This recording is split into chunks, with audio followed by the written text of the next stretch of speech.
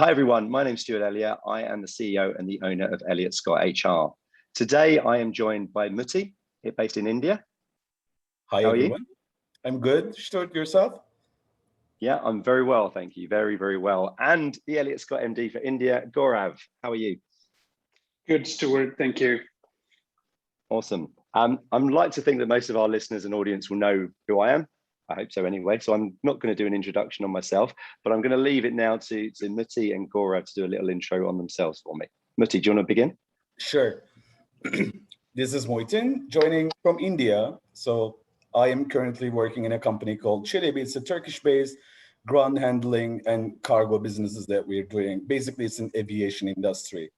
So I have been working in India. It's little over 3 years, and within the group, it's close to 4 years now. I started off as global HR director in Istanbul, where our headquarters is. Then I moved here in India with a mandate of setting up the HR shared service, because India being the biggest entity amongst all the global the entities we have at Çelebi.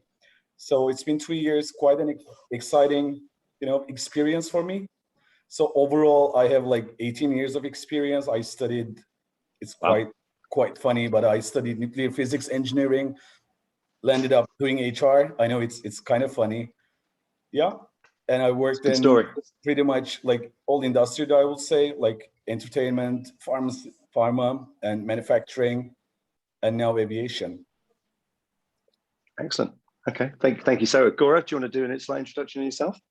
Absolutely. Hi, everyone. My name is Gaurav Yadav. I am currently setting up the business for Elliott Scott here in India. I come with more than 10 years of recruitment experience, was based out of Singapore for 10 years and came back to India late last year to set up Elliott Scott here. Again, as you know, we specialize in HR recruitment. And yeah, that's about it. Perfect. That's a really good introduction from both of you. So thank you so much for that. Today, we really want to talk about, this is sort of a Spotlight on India series, really. And us obviously launching there in February, I found it a really fascinating place. And I found it's one that a lot of people, I think, feel they know, but probably don't know as well as both of you. So we've got a few different questions, I think, for you today. And Gaurav, I think you're going to begin with a question for Mutti. Absolutely. Muhittin, would love to learn about your career trajectory. We don't see nuclear physicists, turning into a human resource professional. Do share with you about your career journey so far. Correct. It is, again, quite a funny story. Even now, at the age of 40, I don't quite understand how I landed up doing HR, but I think it all comes with the personality I have that I have been carrying even while I was doing my engineering degree. So what happened was, after graduation, I just moved to United States and I started doing my master's degree in nuclear physics engineering in Boston. And in the second term, I just realized that, what am I doing here? Like, yes, I love crunching numbers, nuclear physics and everything. Like, it's so fascinating. But when it comes to taking this job as a profession in the later stage, I was like, it's not me. I don't want to be in the nuclear, just power plant, and the computer is going to be my best friend. Whereas my personality always tells me, you're an extrovert, you have to be with people, you have to talk to them, be amongst them, and etc. And I'm like, it was kind of a like enlightening moment for me. Then what I did, I just cut it off, and I'm like, no more like spending time, which I will not be pursuing anymore. Then I moved to Canada. So I got my MBA degree and specialized in human resources. That's how I landed up doing HR.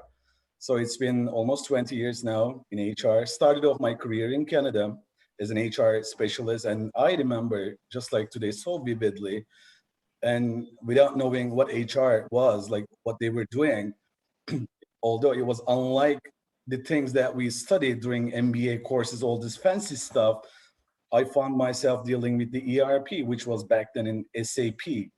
So that's how I got into HR. Then I moved to Turkey. I thought I was moving to Turkey from Canada after spending 7 years, but I found myself in Belgium doing a project for British Petroleum. Back then, they had this consortium in Turkey between Azerbaijan, Georgia, and Turkey. It's called Bakü, Tiflis, and Ceyhan Petroleum Pipeline. So I was one of the consulting, setting up all HR services in Turkey.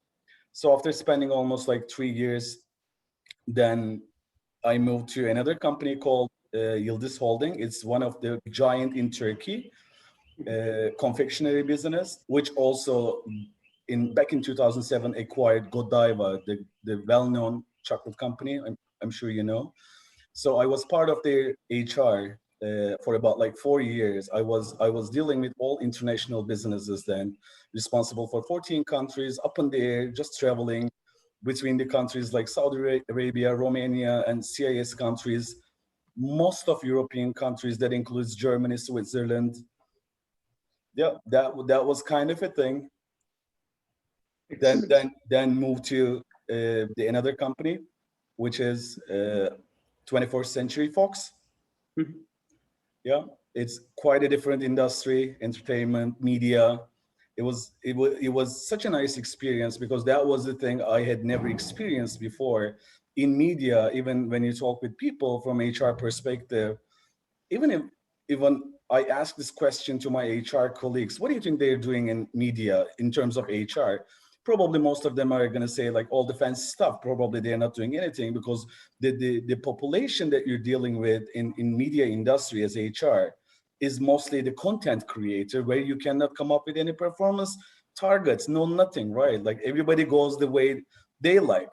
So it was quite a challenge. And there was this acquisition of Disney and 21st Century Fox.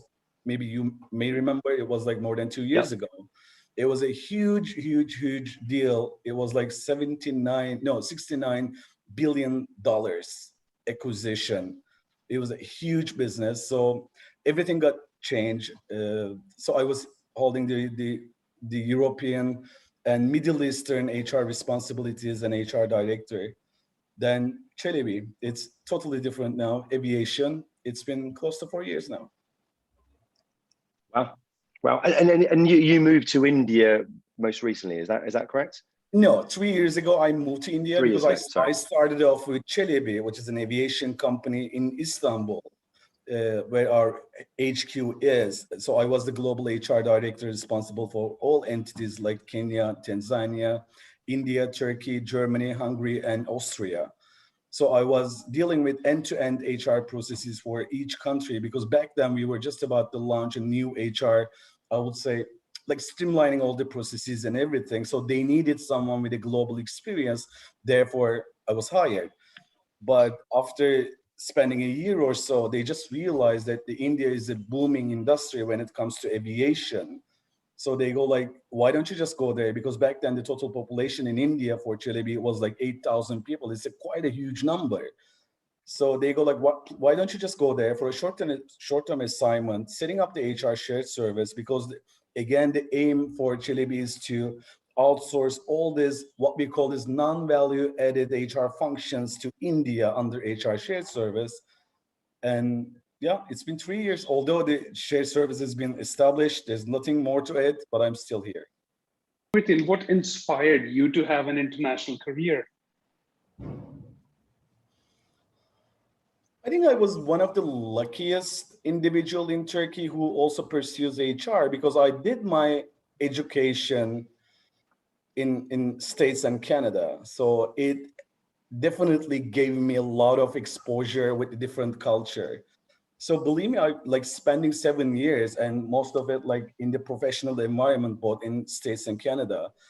I never thought of myself like dealing with only one company where there was no cultural exposure, only with one nation. And I'm like, no, I should be doing like the things where I should be dealing with different cultures because I believe that I'm so good at it. I'm not bragging about it, but I think that's one of my strongest muscle, I would say. So that's what definitely propelled me to just go into international space rather than dealing with only one local company. In terms of I suppose the current sort of HR market in India, how would you summarize that? If I was to sort of ask you sort of a little bit of an overview of that, how would you describe the sort of HR in India compared to sort of what you've dealt with internationally elsewhere? I think there are different sides of it, Stuart. Like if you're talking about the MNCs, the multinational companies operating in India, probably they're very much okay in terms of all the processes and the alignment, streamlining their processes and etc. But if we are talking about mid-size or the local companies, the things are quite different here. For example, even I'm just going to be blunt with you when it comes to my own company, Çelebi. Yes, we have been following the HR trends, which the multinational companies have done like maybe 5-10 years ago. We're just trying to keep up with it. And also it changes. It varies depending on the industry that you're operating in, right? For example, in aviation, what is your main source? Is your manpower. Basically, you're a manpower company. So the HR trends and the processes that you're trying to put up in your company is different than what the multinational manufacturing companies are doing. Yeah, I can understand that actually in terms of India. In terms of the actual specific HR trends, are there any specific trends that you're seeing in HR in India at the moment? Of course, like after COVID, now all HR, irrespective whether multinational or local companies, are still trying to figure out how we are going to get back our resources, whether it's going to be in the office or the remote working and etc. Because there is no guideline, there's no written book around it, right? All of us now trying to just touch and feel it, how it's going to be work in our like specific company. For example, again, I'm going to give you an example of my own company. We're a manpower company. I cannot just let everyone work from home. Yes, when it comes to hybrid model, that's fine. But 85% of my total population here in India is the front face of the company where they're dealing with the passengers, the customers. So on the other hand, yes, we have the support functions there.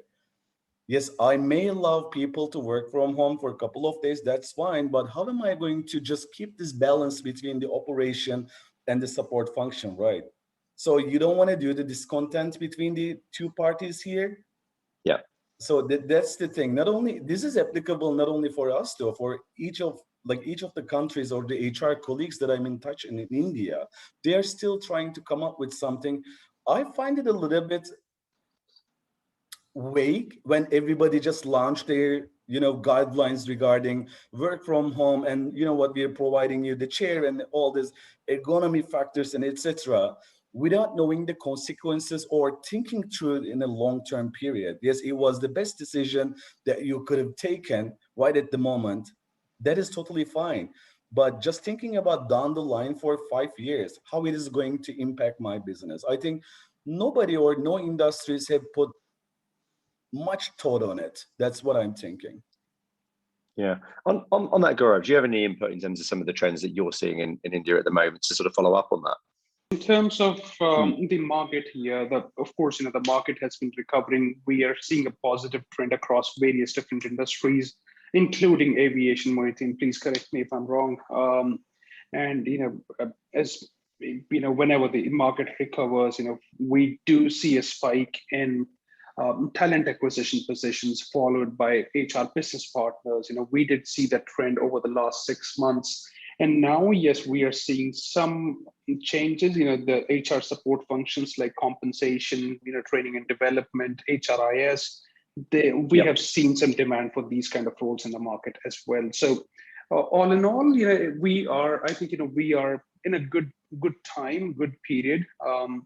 We do see, there's a big demand for HR professionals in the market. Interesting. Okay, that's really good to hear. In terms of, so moving on, I'm changing tacks a little bit here. So we talked a little bit about the market, and I sort of want to come back to you, Missy, in terms of you and your career, and actually offering some advice to some of the people sort of listening to this.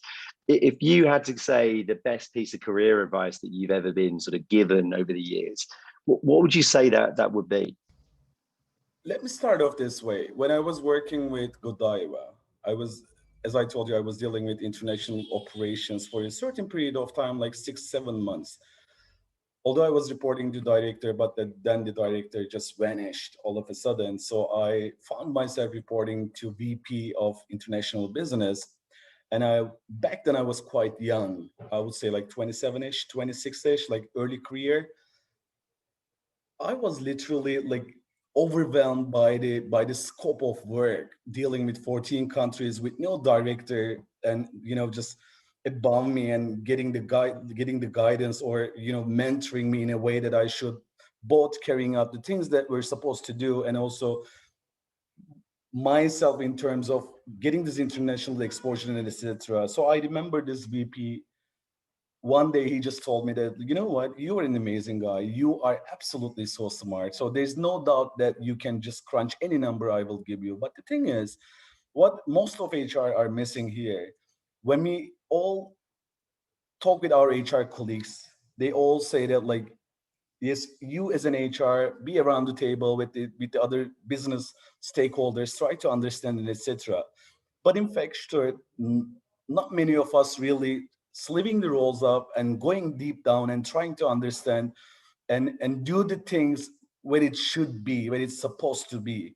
So the piece of advice that this VP gave me was, the thing that you're missing in yourself, that you don't know your capabilities.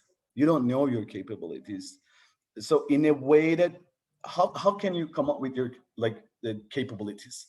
Either somebody has to tell you whether you're going to believe it or not, or you have to be courageous enough to put yourself in a situation where you're going to cry to learn. Literally, you're going to cry to learn. That's what I did. That's what I did. I was like, okay, if a VP coming from very huge title and etc. telling me that I have this capability, what is stopping me to do the things that everybody believes that I can do? So you have to be courageous enough. You shouldn't be afraid of your flaws and your shortcomings, whatever it may be. At an early age, put yourself out there, scratch yourself. Believe me, something will come out so valuable, even that you're not going to believe that you had in you. I like that. So it really is just putting yourself out there, stretch yourself to sort of be challenged in terms of the work you do. Correct. Okay, I like that a lot. That's an excellent piece of advice, Muhittin. But given the fact that you have worked across various different markets, different organizations, different industries, I'm very keen to learn, what cultural differences you came across when you moved and when you relocated to India compared to the rest of the world. I like this one a lot. This is Wow. where I was really interested to understand this. It was kind of I would say, a swing for me. So what is happening, Gaurav?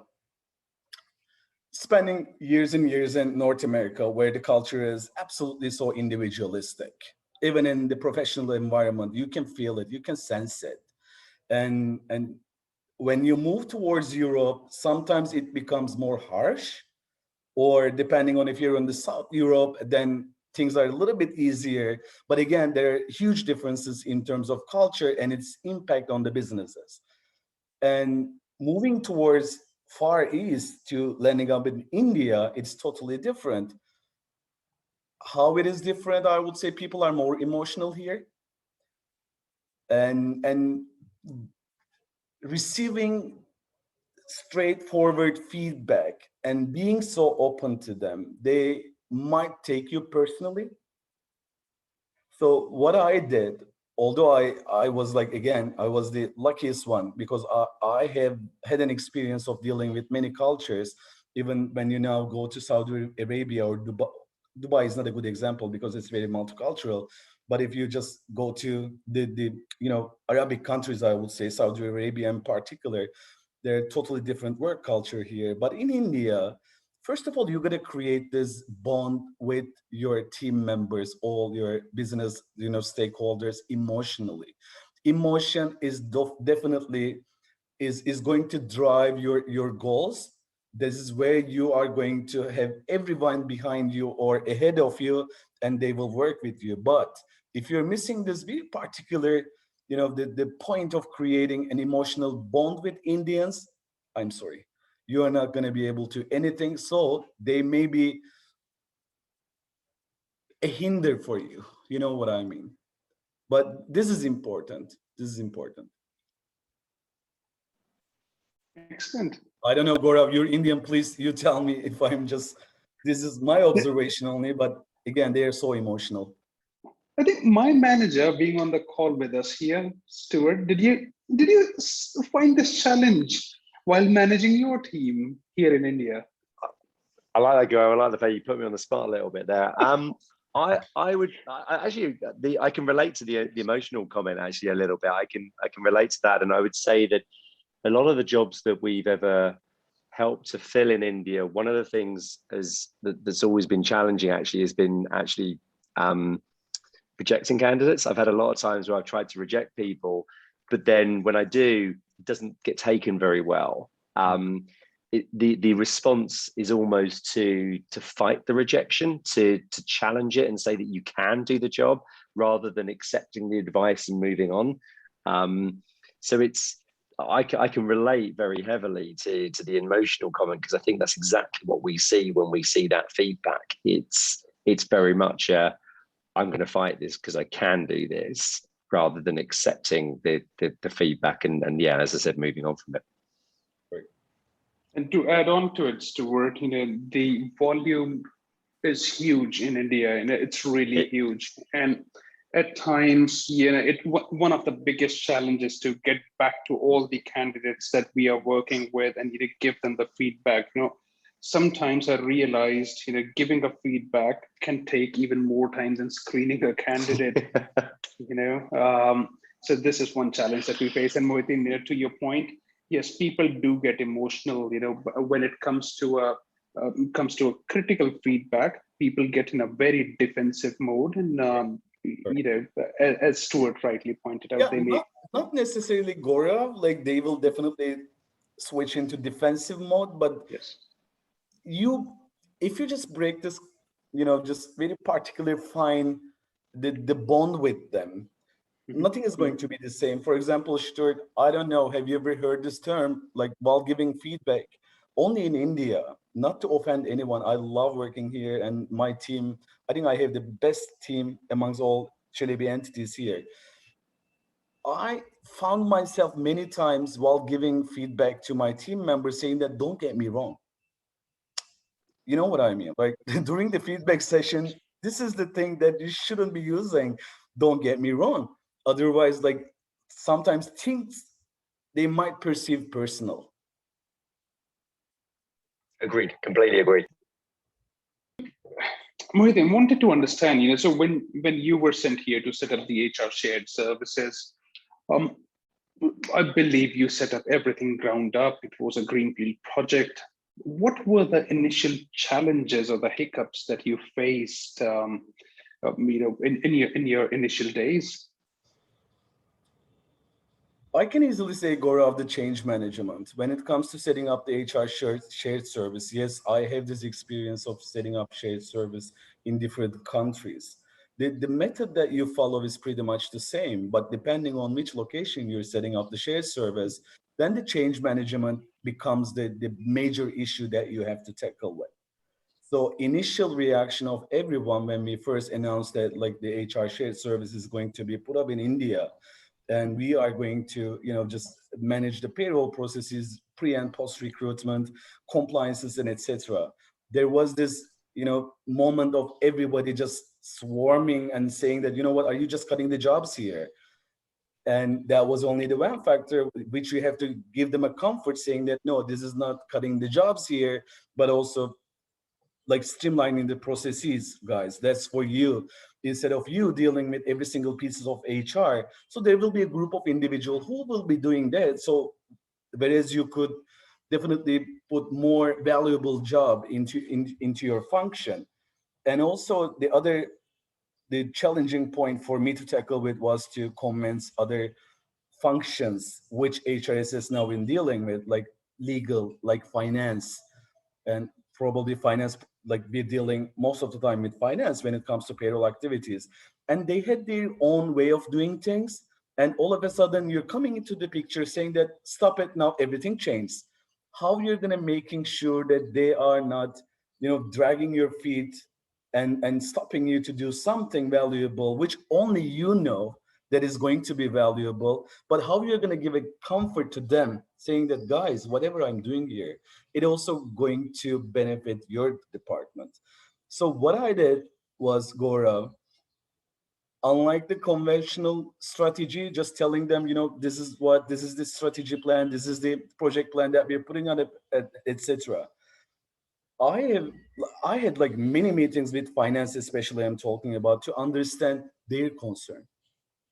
Like, everybody thinks about like if changes is there, why we are fearing of change, right?